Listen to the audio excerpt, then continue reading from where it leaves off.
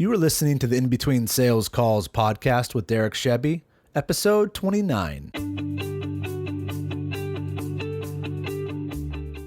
Welcome, everyone. This is part 2 of my webinar special. So this episode is going to be a little bit longer than normal, of my usual trend of 10 minutes or shorter.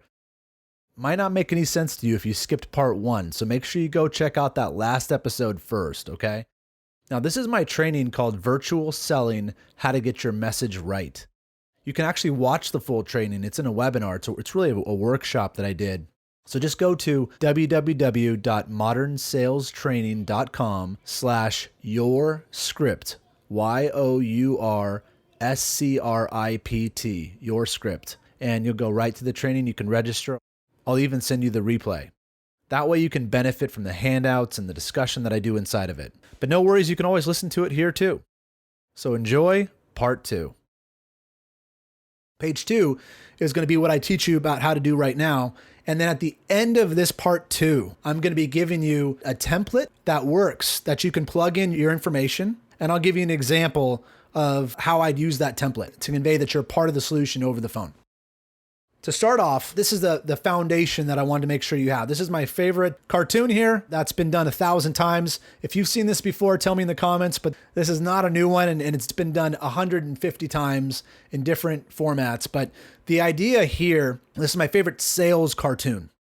The idea here is you got the king, and the king is coming out of his tent, and he's got his sword. He got his army in the background. They got spears. And these people are saying to him, people that obviously his subjects are saying, hey, there's a salesperson here, right? And they're pointing at him. And he says, I don't have time to see any crazy salesman. I have a battle to fight. And if what you notice is, of course, he's determined. He's going for the battle. He can't think of anything else. He doesn't have any time for it. But the salesperson has a machine gun. I mean, the machine gun would definitely make a difference in the war right now, wouldn't it? Yeah, James, I knew you'd see it. This has been around for forever. I don't know, 50 years probably. It's been done over and over again, this cartoon. You could literally search a salesman cartoon or comic strip, and you'll find this one done in 100 different ways. So the point with this is saying is you and your sales team, you're that salesperson. That's who you are. And as that salesperson, you have to realize that once you're locked in on how your offering that you're deciding to go to the customer with, once you're locked in on how that offering is part of the solution to the client that you're going after, that you're contacting, then you know that there's ways that it can make an impact in their business. You know that. Just like this salesperson's here going like, just take my machine gun, you'll win this war, right? But the point is it doesn't matter. You're going to call people, you're going to talk to clients, you're going to go after it, your people are going to go after it, and they're going to talk to people that say, I don't have any time for this. No. Stop calling me, right? Lose my number, unsubscribe, all that kind of stuff. And the idea is that you have got to see past that. It's part of it. It's a mindset. Even if your message is right, even if it's great, you're still going to approach people like this. And they're in a battle. They're in a battle for survival. And so keep that in mind, that you should stay persistent. You should stay positive and hopeful and professional. Because if they throw this way and say, get out of here, you should still know that you keep being positive, you keep being approachable, and you're there for the customer. They're eventually going to come around and look at you and go, okay, I see this. You really probably could help. So thank you. So the easiest way to show that you're part of the solution, the easiest way is by explaining how you've helped others with similar challenges. And that's what you want to get into. We want to explain how we've helped others with similar challenges. And the way we do that is 4 ways. There's 4 components to your value statement, because what you just finished doing in the first part of this workshop training is you just figured out how your offerings could help. That's what you just got locked in on. But now that you've seen how you can be that machine gun for their business, now we need to figure out how we can take that, all that messaging that you just wrote down, and arrange it in a way where it becomes this valuable statement that you tell the customer, this value statement. And there's 4 components that you need to have. The first component is social proof. And that, in a nutshell, is you're sharing information about someone else that they might recognize that you've helped. The second thing is challenges, and I'll talk about each of these in depth when they get through it. Now, this should be something similar to what they experience for credibility. And you think about it, everyone's got challenges. They've got challenges, but this is part of the story that you helped solve for that social proof, right? Then we get to the impact. So the impact is how there's wins that come from working with you. right? Wins and working with your organization and your process. They can end up having a happy ending at the end. And the fourth part is engagement. And the engagement is how you'd like to share more information with that customer, how you'd like to connect with them on a later date. So let's break each of these down one by one. So let's start with social proof. So social proof is when you're choosing a client that you or your company has worked with, the prospect can identify with. Now, I want you to think about it like this.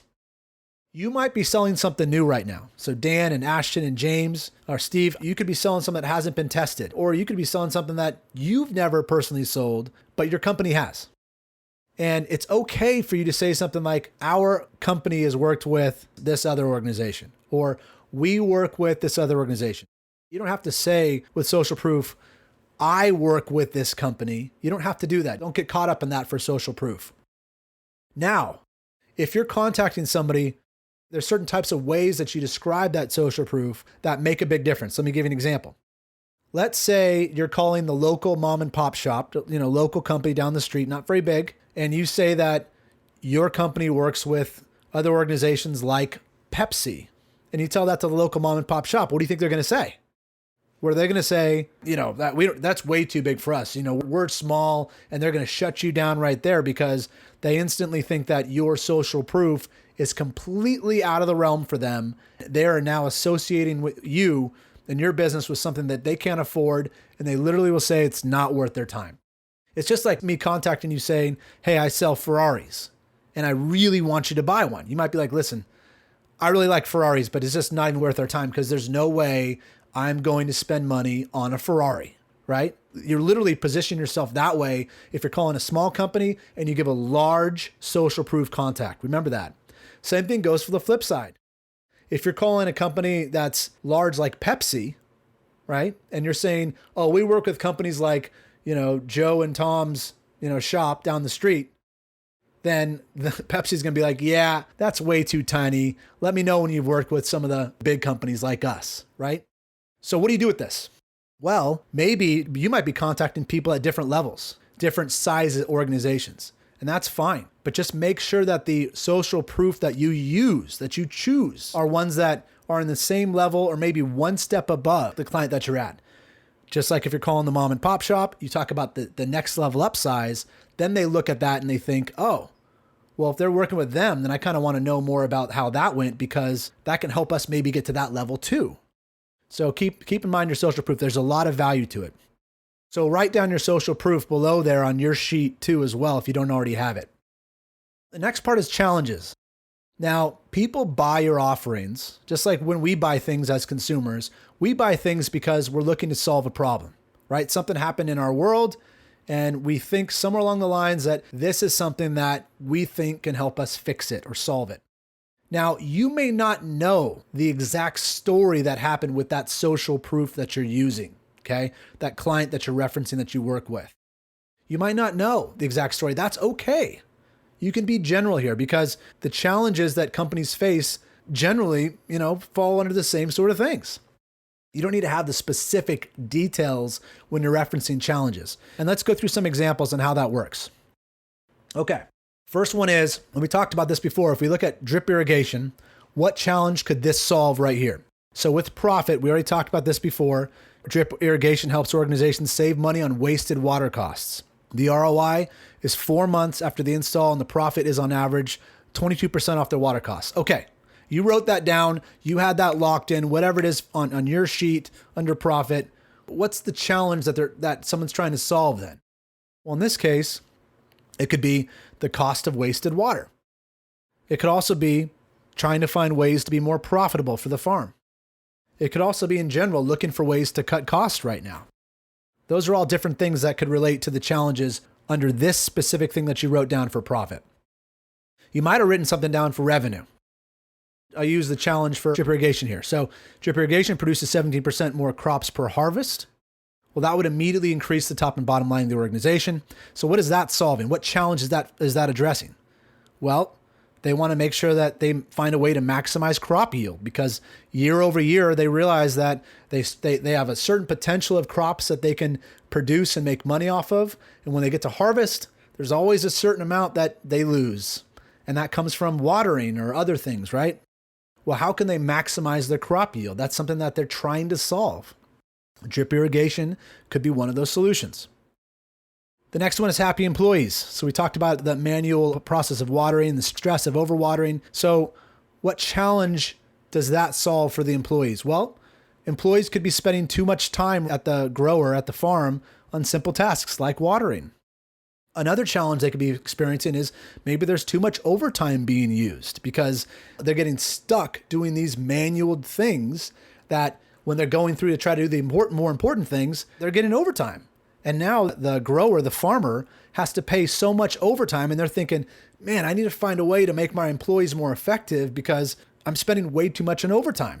And so, I mean, think about it. Overtime right now, if someone's getting paid minimum wage at $15.75, overtime puts them over $22 an hour. That's a big jump.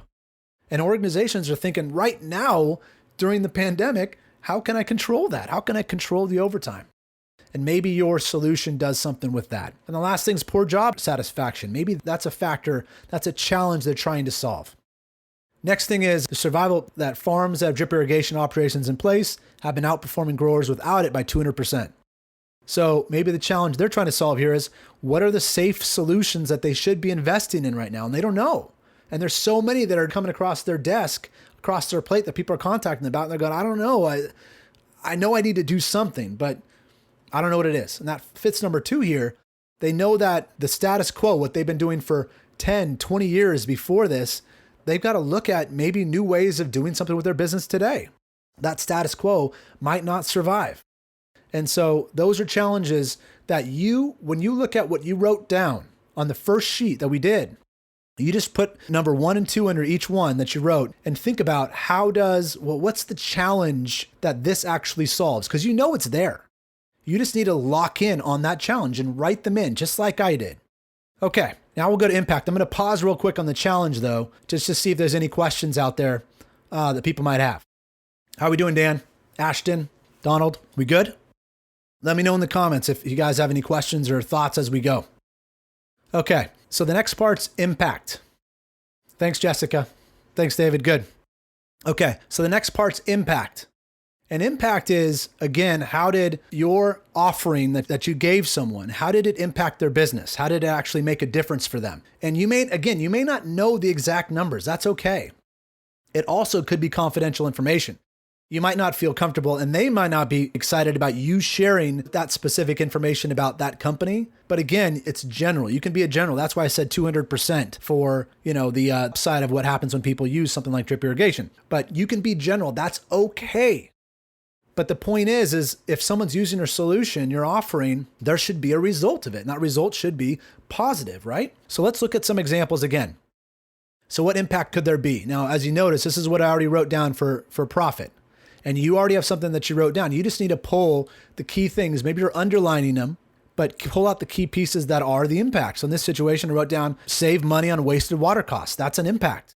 I also, have highlighted here, the profit is on average 22% off of their water costs. That's something else. What about revenue? Well, drip irrigation produces 17% more crops per harvest. So 17% more crops per harvest, and then immediately increase the top and bottom line of the organization. That's all impact. That's all positive for the company. Happy employees?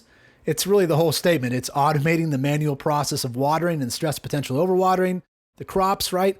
That sort of thing is impact. Like that's a happy story right there. It doesn't exactly say the details of it. It's a general statement. That's okay because we know that's what it does.